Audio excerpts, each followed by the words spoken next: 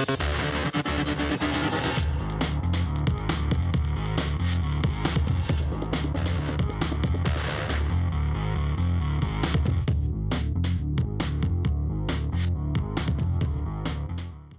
SJHL Insider on YouTube, Apple, Spotify. Thanks so much for tuning in, wherever you may be watching, listening today. Of course, it's going to be a busy weekend in the Saskatchewan Junior Hockey League. It always is. And this week, it's been quieter during the week, but we have lots to preview ahead of the weekend, and obviously a lot of important games coming up in the Saskatchewan Junior Hockey League. We're also going to hear from Battlefords North Stars forward Jackson Allan as part of the Cantera Seeds Golden Sheaf program. Of course, Jackson Allan's had a great start to his junior hockey career in the year and a half with the Battlefords North Stars, but he also comes from a farming background in Davidson and just outside of Davidson, Saskatchewan. So we'll catch up with him, talk to him about his success on the ice, off the ice, when it comes to farming as well. But before we get into it, let's give a big thank you to all of our great sponsors. Of course, UPL, presenting sponsor. Big shout out to them. They present all of our shows across the SJHL. Thank you so much, UPL. And, of course, all of our other great sponsors, Bourgault, Cantera Seeds, Capital Automall, Chevrolet, Great Western Nutrient, RBC, Saskatchewan Construction Safety Association, Sask Lotteries, Tourism Saskatchewan, UPL, Sask Energy, SGEU, SGI. Thanks so much for your support. Without your support, the shows are not possible. Let's bring in Clark. We say, hello, Clark. How are we? Hey, Jeremy. I'm doing well. How are you? I'm pretty good. Good. I mean, it's, you know what? It's actually been nice after a long weekend. Where there was a lot of games to kind of just settle down a bit. Yeah. Tuesday, exactly. Wednesday, just one game, Yep. We can kind of catch our breath a little bit. Collect our thoughts. That's one way of, we can collect our thoughts regarding everything that's transpiring in the league right now. Mm-hmm. And there's lots.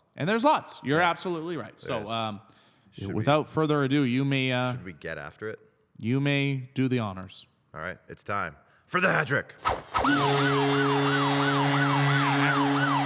the hats. There they are. All right. Well, we don't have, usually we start with a recap. Guess what?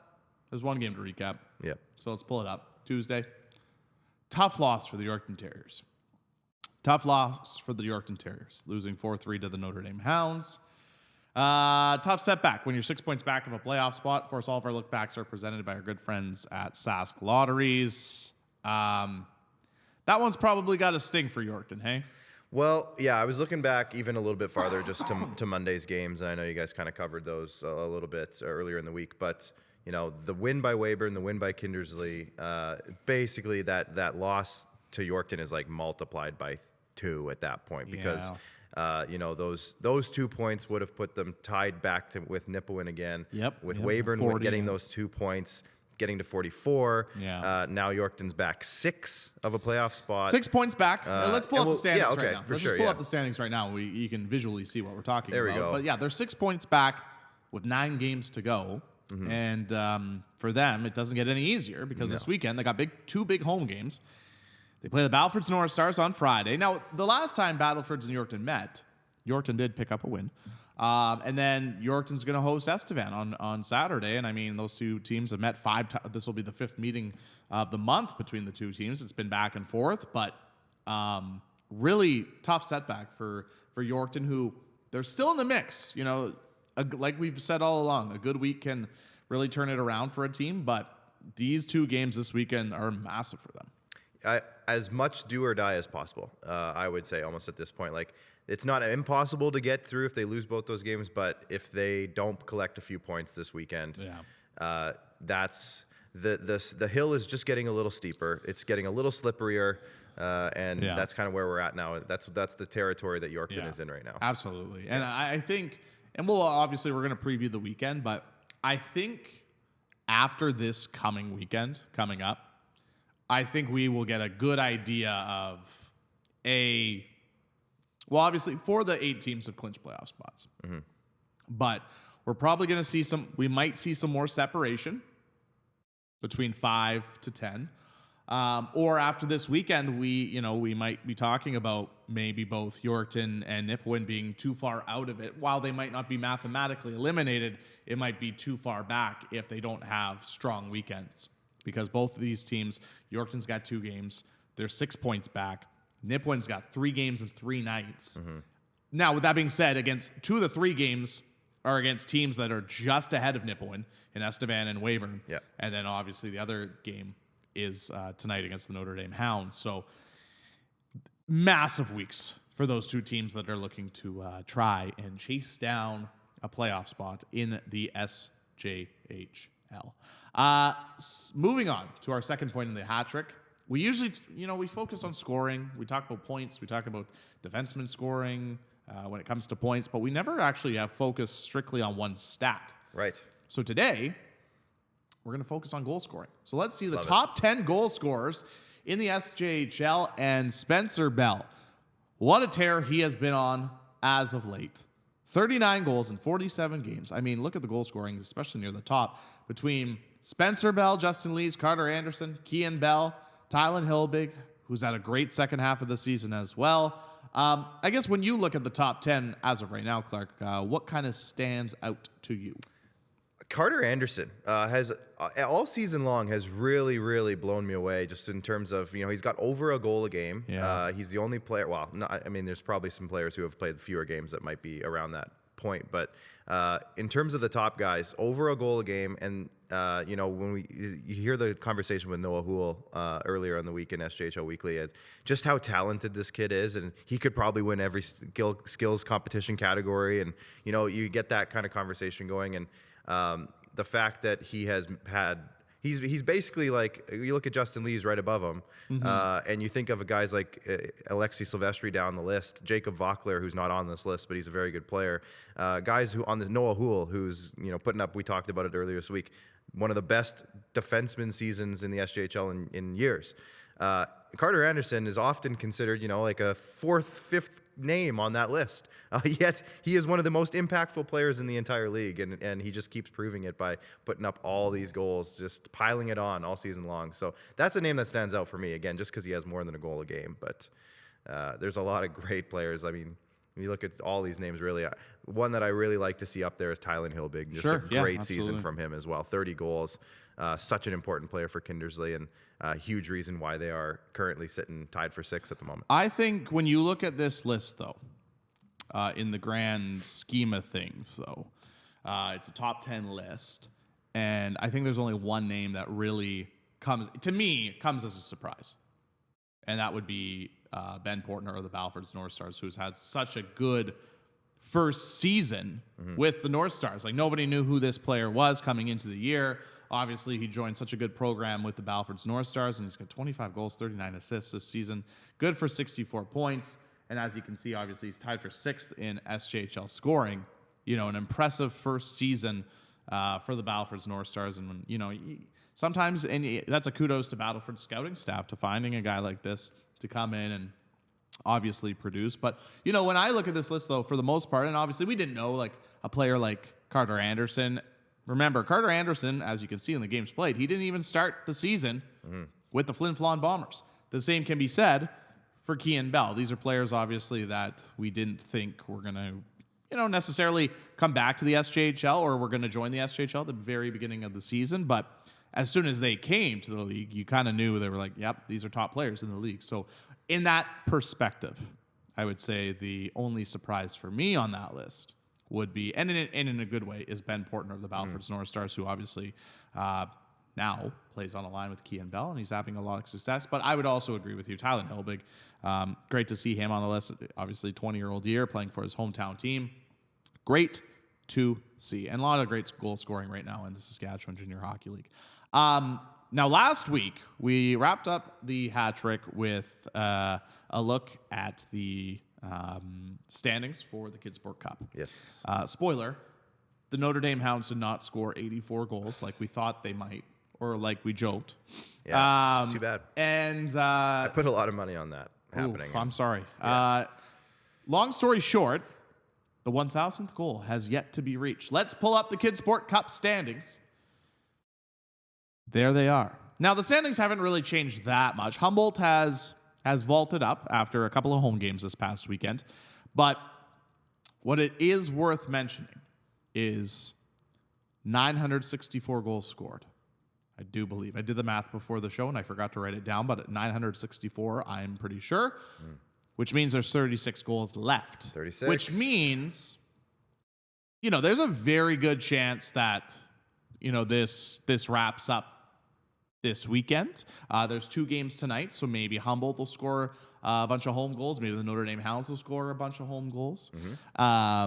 But then there's 4 games Friday, 5 games Saturday, and 1 on Sunday. So that's a total of 12 games. So 36 goals. 3 goals a game. That's 3 goals a game. Yeah. I mean, you would kind of I would that as I almost would an put, average. I would put money that the 1,000th goal, which of course is the cap for the Goals for KidSport campaign and the KidSport Cup, would happen this weekend, which means another $20,000 is raised for Saskatchewan KidSport, like it has more times than not in this program, which is very exciting. And of course, we'll have to have Alex back on the show from Sask Energy, talk about the success of the campaign, and interview whoever scores the 1,000th goal. We'll see who it comes from. What I can probably guarantee, though, for the 1,000th goal scorer, is it won't be a repeat team scoring the 1,000th goal. It won't be the Nipawin Hawks, because they are on the road this weekend. Yep. So it won't be the Nipawin Hawks. Now, somehow drags on. Unless... What if we just see like 11 shutouts from the away teams this week? That was going to be my point, is unless for some reason it is a low-scoring weekend, we don't see many goals from the home teams, and as a result, we dip into next week when I do believe Nipawin's at home to Weyburn on Thursday. So it could happen. I don't see it going that far. Sorry, Nipawin. So you're looking at the most likely games that this would happen. You get into Saturday. I think it has to happen Saturday. I think Saturday makes the most sense, right? I mean, unless math-wise, unless Friday night. We might have a better idea too after tonight too. 6 goals a game or something on Friday, and sure, whatever. But you're looking at Saturday, so this is fans who need to be paying attention to this. Humboldt, Melville, Weyburn, Yorkton, Kindersley. One of your teams, and then Notre Dame on Sunday, of course. But one of your teams on the Saturday specifically could notch that 1,000th goal. And you guys have to be paying attention and just keep your phones open and keep checking the scores, because you have to do the math in the stadium, in the arenas, so that you all are aware of where it's at. So that when that goal happens, people go nuts. I think, in all fairness, we on the SJHL social medias this weekend, we will post updates after each day of how many goals are remaining. Not necessarily the standings graphic, because that you probably don't need the full standings graphic, but just to mention where it's at, because I remember last year it was pretty hectic. Because there was a lot of goals in short succession. And I remember looking back on it, trying to figure out which goal exactly was the 1,000th goal. And eventually we figured it out. So now Kindersley on Saturday has a slight advantage to maybe knowing where it's going to be, because their game starts half an hour after the other game. So you think that's an advantage? Well, I think that's a disadvantage. Their game could be going on. I think that's a disadvantage. Last that night. So therefore, what I'm saying is, if it's sitting at like 999 and it's like the third period of that game, the fans will know at that point that in the third period the goal could happen. You know what I mean? You're thinking if it gets that far, though. If it gets I think it's scored. It could be done by that point. I think it's scored before the third period. We'll talk about it later on. The scenario exists, though. You know what? They could have the third period. We'll talk about it later on in the show. But there's a lot of different scenarios. And you know what? As I said earlier, we might have maybe a little bit of a better idea after the 2 games tonight. Because if Humboldt and Notre Dame go out and combine for 10 goals tonight, we might see it Friday. Who knows? Who knows? Anyways, that's your update for the Goals for KidSport, Sask Energy Goals for KidSport campaign. 1,000th goal just around the corner. It's getting scored this weekend. By who? TBD. We'll find out. But that'll do it for the hat trick. And now we're going to go to our Cantera Seeds Golden Sheaf interview for the month of February. And we're pleased to be joined by Jackson Allan of the Battlefords North Stars. Caught up with him before the North Stars head out on a 3-game in 3-night road trip. So let's hear from Battlefords North Stars forward, Jackson Allan.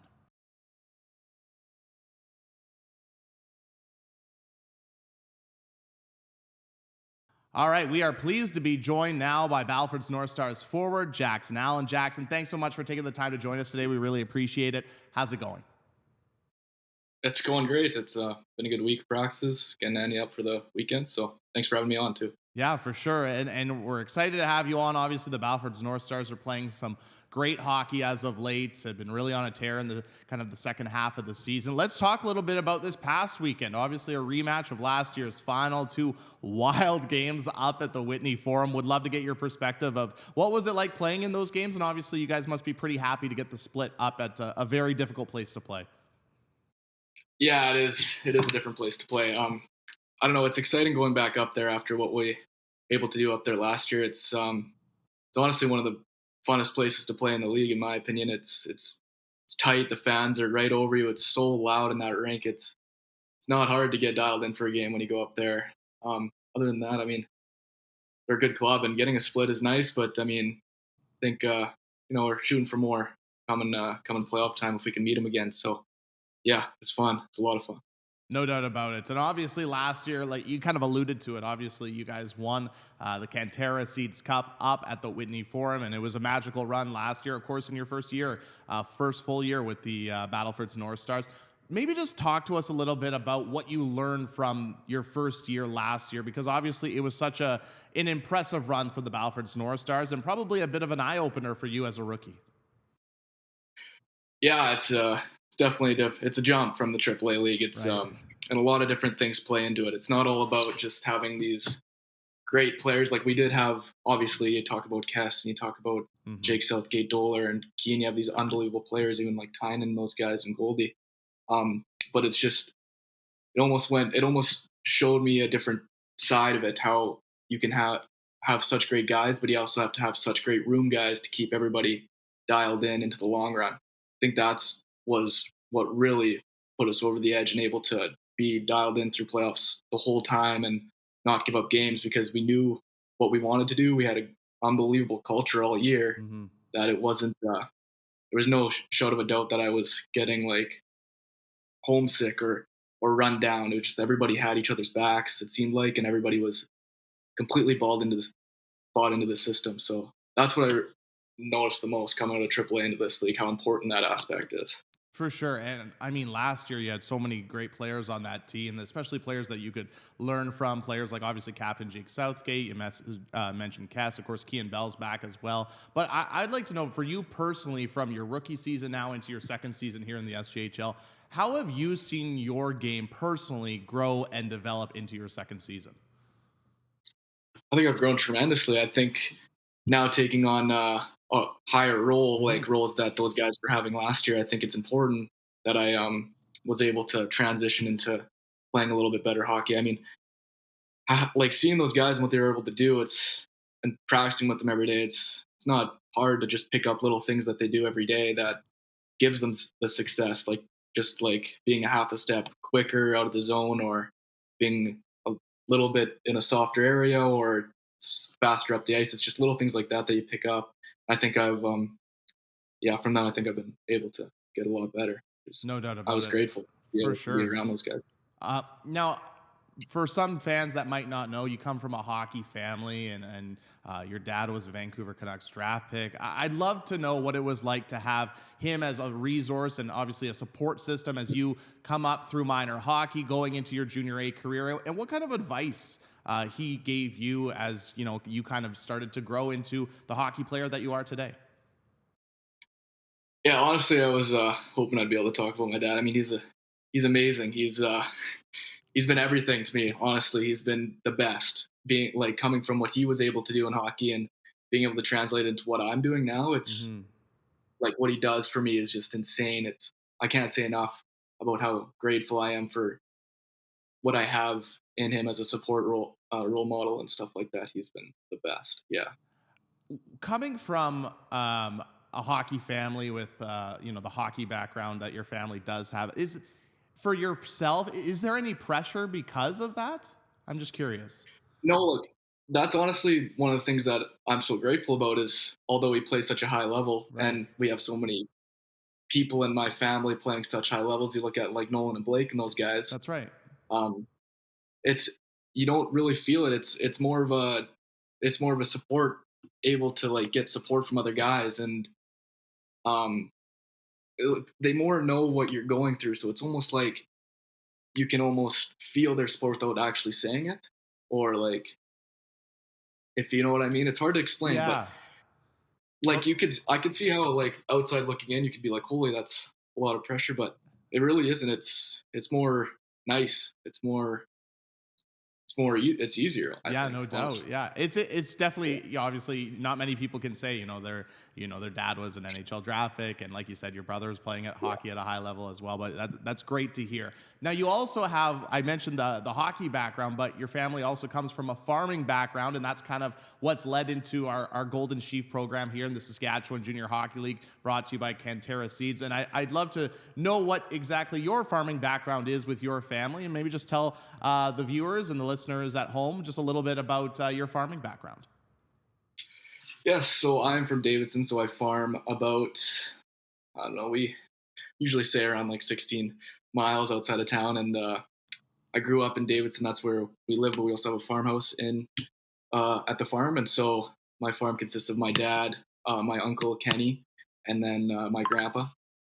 We have, yeah, that's kind of the three guys all bunched up over there, and that's kind of where I grew up. Most of my time spent as a kid was being at the farm and being involved in a lot of that stuff. I remember my earliest memory was always going out to feed the guys supper, and I remember we used to pack the old farm truck full of food in the box and go out there and park out there, and we'd have to, like, it's almost like a redneck picnic around 6 o'clock for everybody that was either harvesting or seeding. So For sure. I mean, Well, they're good times. I mean, I'm so lucky to be able to grow up out there. yeah, and we love telling these stories about, especially the players with farming backgrounds, because obviously Saskatchewan's, built on farmers for the most part. I'd love to know, what does your family do on the farm, and how did you, I guess, help growing up on the farm with your family?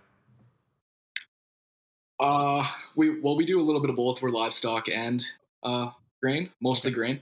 Um, we started livestock not too long ago, I guess maybe like 10 years ago. That's what I usually do most of the time. I'm usually up at whatever time in the morning, like 7 o'clock, go feed the cows. Especially in COVID when it was real cold. That was tough. Fair enough. But yeah, yeah, that was tough. But other than that, I mean, most of the time I'm either combining or grain cart. I'm able to do a lot more now that I've gotten a lot older. I mean, hopefully, I guess For- not last year. I wasn't back to a long time, but yeah, yeah, I was I gonna don't mind say, that either. with your guys' I lengthy don't mind that. playoff run last year, I don't know how much you didn't get back to the farm until too late, late in the start Yeah, of I the know. farming season. Hey. Yeah, Um, hard to complain about. Yeah, that's fair. Either way, you're having a good time. I gotta ask, when it comes to coming from a farming background, what kind of benefits do you think, working on the farm as a kid, helping out with your family, had on you as you grew up and even into your hockey career? Yeah, I think discipline is probably a big part of it. I mean, you do a lot of hard work by yourself. You really get to know yourself. Seems like out there sometimes, and it's not easy doing a lot of the work that we do out there. But it's almost like you find a way to enjoy yourself through the work, and I think that's helped a lot in my hockey career. Going through rough patches, you still have to learn to find something good in it, and know that you're going to get the work done eventually, and you're going to get the benefits out of it eventually. So I think that's what's helped the most. I think. For sure. Going back to the hockey side of things, maybe just for yourself, obviously you're in your second year with the Battlefords North Stars at your 19-year-old season. But what are your goals, I guess, on the hockey side of things moving forward after junior hockey that you're hoping to accomplish? Yeah, I think I'm hoping to accomplish. I want to stay in Canada. I think Mhm. so. University hockey in Canada would be awesome. I think that'd be the best time. For, Obviously, after that, I want to be able to work on the farm more often. I think our plans are, Blake might be coming back too to help work out more. So maybe we can sneak our way into the business a little bit more. We're lucky. fair enough. Fair enough. Yeah. We'll wrap up the interview. Coming up this weekend, obviously a big one for the Battlefords North Stars. 3 games in 3 nights. Obviously, kind of in the home stretch of the regular season. What do you guys have to do to be successful this weekend in your 3 games in 3 nights? We just got to stay on the ball. I think we're playing good hockey. I mean, you come off of probably the best game of the season out of Flin Flon. Yeah. You have to find a way to get through a 3-game home stretch still playing the same pace of hockey. Like, I think we're a pretty unstoppable force if we can play that pace all the time. It's just being able to stay dialed in is super important. I think I kind of touched on it when I was talking about last year, how important it is to have the right guys. And I think we do this year too. A lot of guys coming back know what it takes. So yeah, if we can just stay on the ball and keep playing high pressure hockey, like super fast, like we did in Flin Flon, I think that's what our goal support. For sure. Well, Jackson, thank you so much for your time. We really appreciate it. Congratulations on a great season so far and everything you've accomplished so far in your junior A career. And best of luck this weekend and the rest of the way this year with the Battlefords North Stars. Yeah, thank you so much. Thank you for having me on.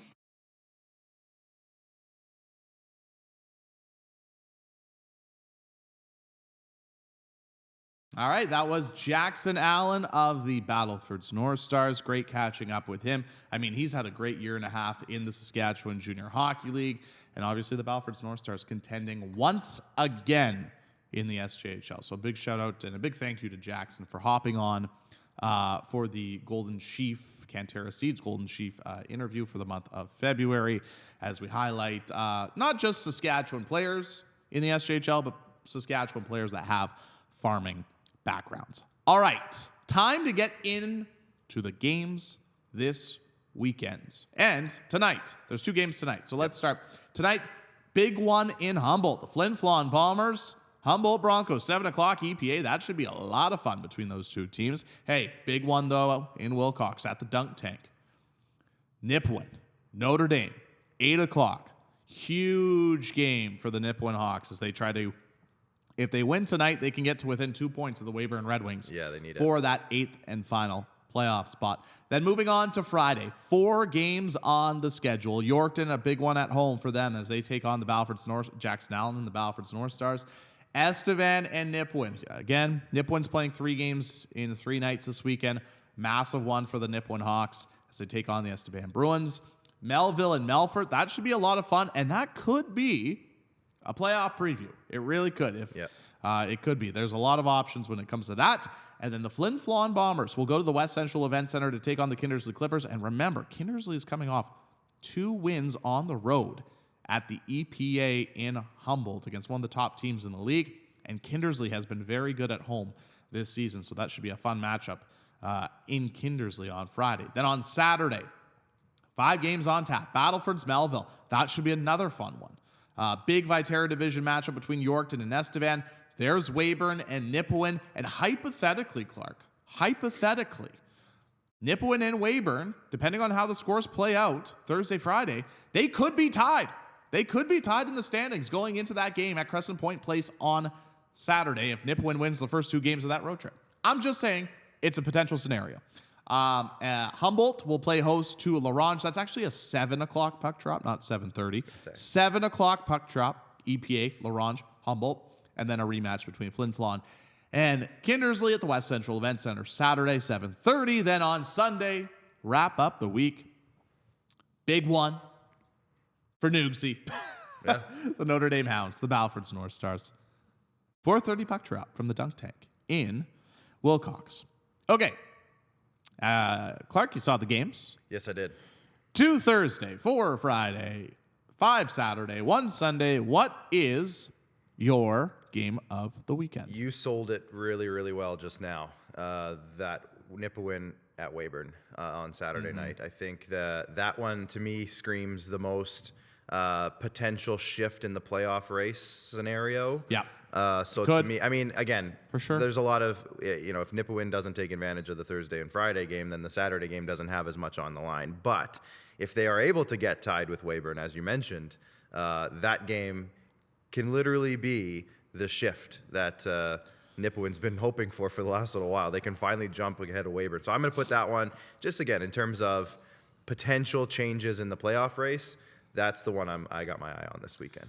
It's a big one. It I is. mean, I saw our good friend Clark Stork actually do an article for, I think it was Northeast Now up in the Melfort Nipawin area. I'm going to see if I could quickly find it. Hawks begin potential season-saving road trip. There you go. That was the title of the article. And he's not selling that short at all. It's kind of the... So I asked this question to Noogsy and Rory on Tuesday on SJHL Weekly. I'll ask you this. For them to stay close and get within the mix and everything, how many points do they have to have this weekend? Nipawin. I would say like 5. You think 5? Hey? Yeah. Like it's a lot. I think obviously. 5. That's 5 if you're making up the whole ground. Yeah. 5. I think you say 5. You're making up all 4 points this weekend. When in the grand scheme of things, not necessarily. They don't have to make it up all in one shot. That's fair. You also have to remember too, and I guess we're looking down the rabbit hole as we always do as hockey fans, and I mean just people that pay attention to hockey and care about it. Yeah. You also have to remember that next week Nipawin hosts Weyburn. Mm-hmm. They're going to play back-to-back games against each other. Mm-hmm. So you don't necessarily need to make up the whole ground this weekend. I think if you're saying 5, that's that you're saying they're going to try to get past them this weekend. I just, the amount of times that you guys have talked on SJHL Weekly just about, I'm thinking now as a Larange as an example of, there's just not that much time left. This is the conversation 10 with Larange. games remaining for Nipawin. Yeah, exactly. So it's getting to that point now where I just think if you're letting points slip away at this point, it's going to hurt you in the next, 5 games from now, 6 games from now. So now is the time with the opponents that they have coming up, Notre Dame, Estevan, Weyburn this week. To me, you need to get those points against Notre Dame. You need to be able to not allow Estevan to get too much farther ahead of you, even though they're not direct correlation with them. Yeah. But those points against Weyburn, I think, are just too crucial to miss out on at this point. So that's an automatic 4. I think if you got to beat Notre Dame, just if you want a chance to get close, and you have to beat Weyburn, I think, because you can't let them get 2 points ahead of you. So you get a point against Estevan. And to me, that's a really successful I'd week. say 4. Yeah, 4 is fair. I think 4 is what you really... 4 is fair. I think 5 just gets them into another level of getting closer or at least getting above them. I think you'd be okay with 4. Sure. Anything more than that. Is great. More than that, you're really... Yeah. I think you're really happy building that momentum going into next week where you host the Weyburn Red Wings on Wednesday, and then you're home to the Yorkton Terriers on the Friday. Since we're just quickly talking about Nipawin, they got 10 games remaining. They're 4 points back going into this weekend trip. So here's their remaining schedule. At Notre Dame, at Estevan, at Weyburn, home to Weyburn. That's February. Then you're home to Yorkton, visiting Melfort, home to Flin Flon, and then on the road in Melville, home to Larange.